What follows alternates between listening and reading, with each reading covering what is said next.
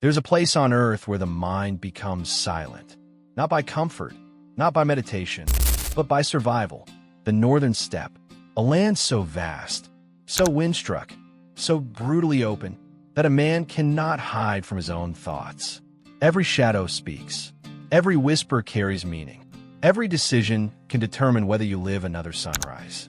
And in this land lived a warrior named Dagen of the northern wind. He was not the strongest. He was not the fastest. He was not the most talented.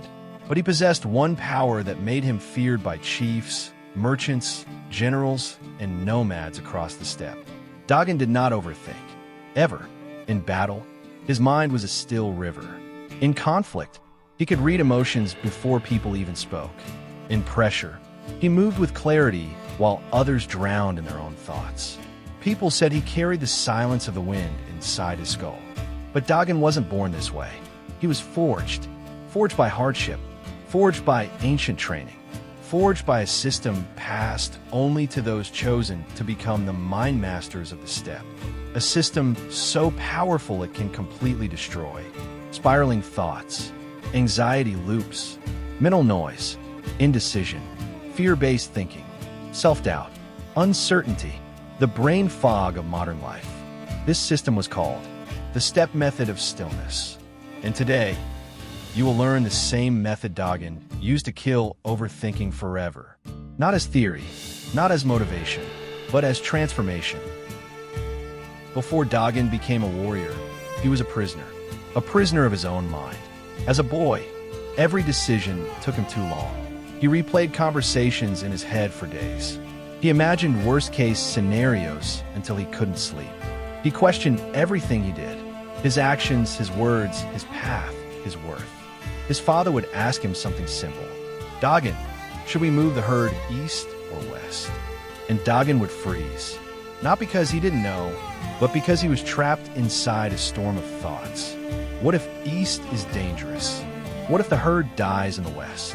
What if I choose wrong? What if people blame me? What if I fail? The elders would say, he has too many thoughts for one boy.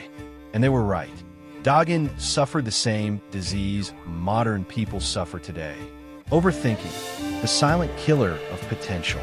But one winter, everything changed. A blizzard hit the village. Visibility dropped to nothing. The elders were missing. The horses panicked, and survivors needed firewood to stay alive. Dagen's mother looked him in the eyes and said, "Move." And something inside him snapped. Not in fear, not in panic, but in clarity, because in that moment, thinking became a luxury. When life demands immediate action, the mind doesn't have the time to spiral. Dagen realized a truth that became the foundation of his philosophy. The mind becomes loud when life becomes too easy. Overthinking is the child of comfort. When you're not in danger, the mind invents danger.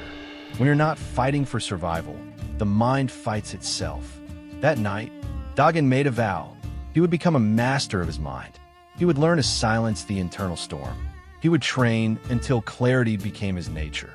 This vow took him on a journey, one that would transform him into the steppe's most mentally unshakable warrior.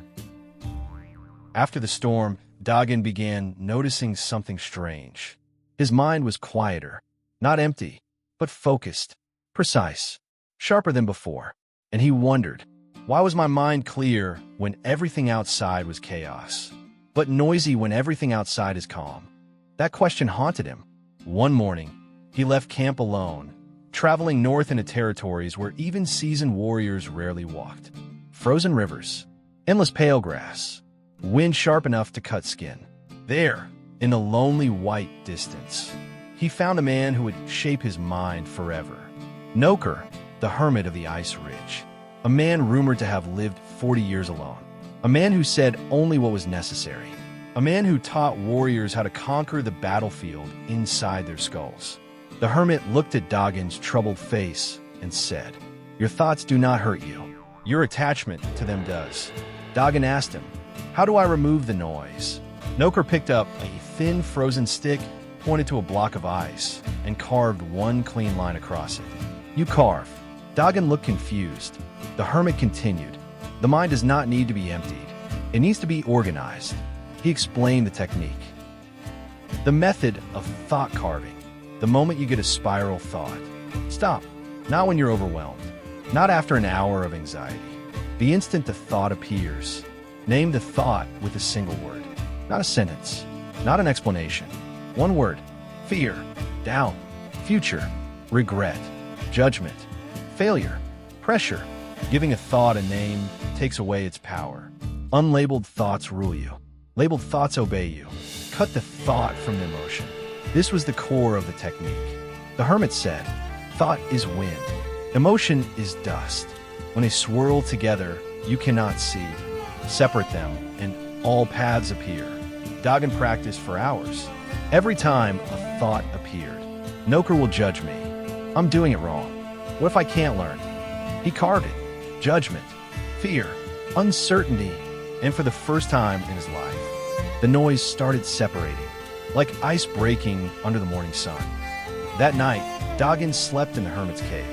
He noticed something he hadn't felt in years. Silence. Not the fragile silence that breaks the moment a distraction appears, but real silence. Silence that felt like armor. Silence that let him breathe deeper, see clearer, feel lighter. The hermit watched him and said, most men drown in thought because their thoughts are a tangled rope. You have begun to untangle one thread. Dagen felt a fire ignite inside him. For the first time in his life, he believed that overthinking was not a curse he was born with. It was a beast he could tame. And so the training began. Tomorrow, he would learn the second step technique, a technique that modern psychology would later call cognitive severance, but the ancients simply called the wind split, a technique that destroys mental loops instantly, and it would change Dagen's life forever. At sunrise, the wind on Ice Ridge was violent, the kind that slapped the face and stole breath. But Noker, the hermit, walked into it calmly, as if the wind itself respected him. He gestured for Dagen to follow. Today, he said, you learned the skill that saved more warriors than armor ever could. He picked up a handful of dry steppe grass and released it into the wind. It blasted apart instantly, scattering in 10 different directions. This, Noker said, is the wind split. Dagen frowned. I don't understand. Noker explained. When a thought repeats, when it circles your mind, when it grows teeth and bites, that is not a thought. That is a loop. Overthinking is not too many thoughts. It's the same thought returning, again and again, wearing your mind down like water carving stone. The hermit pointed to Dagen's chest. A loop grows because you feed it with attention. Break the attention. The loop dies. Dagen asked, how do I break it? Noker raised one finger. With interruption. Precise interruption. Warrior interruption. Then he demonstrated the technique. The wind split. Step loop breaking technique. Catch the loop's first return. You don't wait until the 20th time you've spiraled. You catch it on the second. The moment you hear a repeat thought. What if I fail? What if I fail? You respond instantly. Do one physical action. Not a big action.